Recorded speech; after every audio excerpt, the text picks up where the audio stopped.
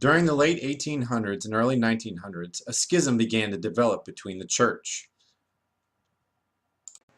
However, this disagreement was no longer about denomination, but rather factions inside of the Protestant denomination. The author of our text reminds us that modernists felt that God was best understood within human societies, and so the denomination needed to adapt to societal norms, especially in the field of academics. Fundamentalists wished to hold on to their more traditional views of the Bible and their faith, and held on to traditional orthodoxy from within the church.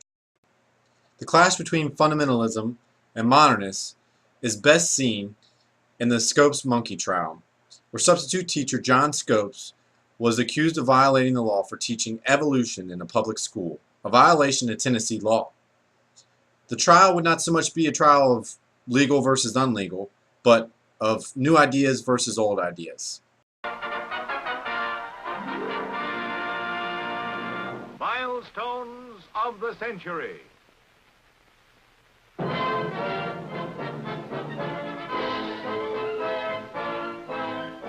In 1925, biology teacher John Scopes spiraled to fame in the legal battle that became known as the monkey trial.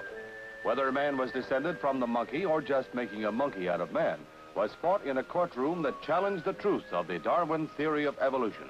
The existence of man in the prehistoric world was denied, for according to the Bible, life began with Adam and Eve. An atmosphere of carnival invaded the sleepy little town of Dayton, Tennessee, as signs and demonstrations ballyhooed the conflict between religion and science. As the world waited, hundreds jammed the courtroom to see if man's intelligence and belief could be controlled by law. The giants of legal oratory, Dudley Field Malone and Clarence Darrow, defended John Scopes' beliefs before the world.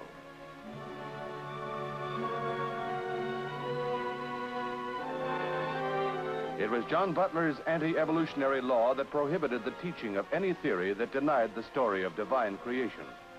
Assistant to the state prosecutor was William Jennings Bryan, who adamantly crusaded against a scientific and atheistic world. Raised in a devout Christian environment, he believed that any education that destroyed the religious faith could not be endured. William Jennings Bryan and Clarence Darrow fought a battle of words. Calico and coveralls packed the courtroom to protect the faith against the foreigners and to find out what this new evolution was all about. On a hot summer's day in the courtroom, Judge Ralston, whose career had never extended beyond the borders of Tennessee, swore in a jury of farmers. The press and public listened with unprecedented interest as the legal brains of both sides dug deeper and deeper into the conflicting theories of man's heritage.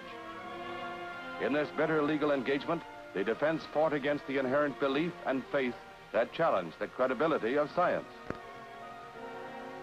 At the return of the indictment against John Scopes, Ralston, a small-town jurist, became the center of world judicial interest. As the Scopes trial continued, Judge Neal, another renowned jurist, was called to bolster the defense counsel of Clarence Darrow and Dudley Field Malone. Few trials in all the history of the American bar held the interest of the nation.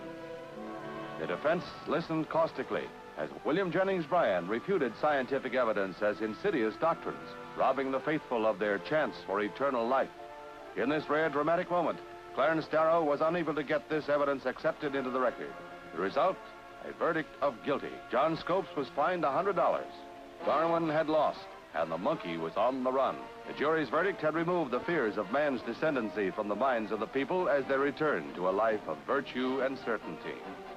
The monkey trial was a legal carnival to be remembered among the judicial milestones of the century.